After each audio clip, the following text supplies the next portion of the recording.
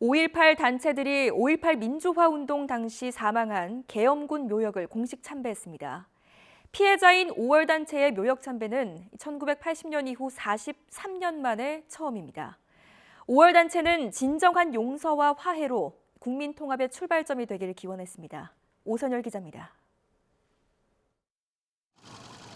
5.18 민주화운동 공법 3단체가 숨진 계엄군이 안장된 국립서울 현충원을 찾았습니다. 5월 단체가 계엄군 묘역을 찾은 건 1980년 이후 43년 만에 처음입니다. 1980년 5월 당시 사망한 군인과 경찰 사망자는 모두 27명.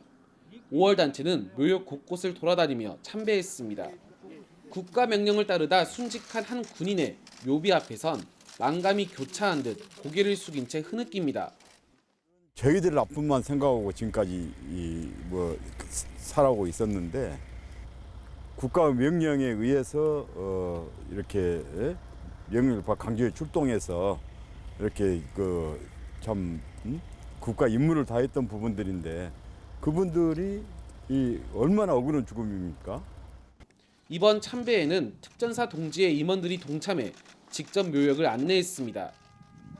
지난해 말 1980년 당시 계엄군이 먼저 5.18 단체를 찾아와 사죄한 이후 봉사활동과 물품을 기증하는 등 양 단체의 화합 행보가 이어졌습니다.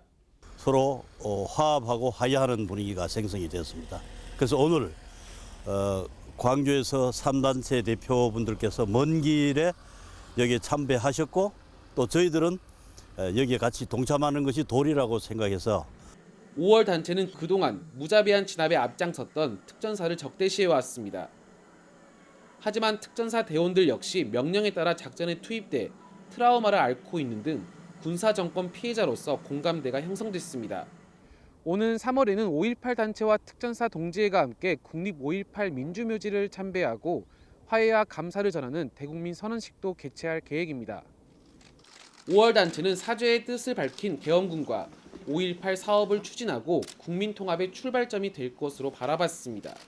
현대사의 가장 아픈, 가장 슬픈 역사를 일단 아름답게 이렇게 마무리를 이렇게 하고 우리 국민들이 전부 화해하면서 새로운 희망을 이렇게 만들어보자 하는 그런 의미가 되겠습니다.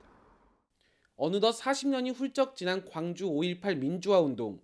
그날의 아픔을 극복하고 계엄군의 슬픔을 포용하면서 국민 화합을 위한 첫발을 내디뎠습니다. YTN 오선열입니다.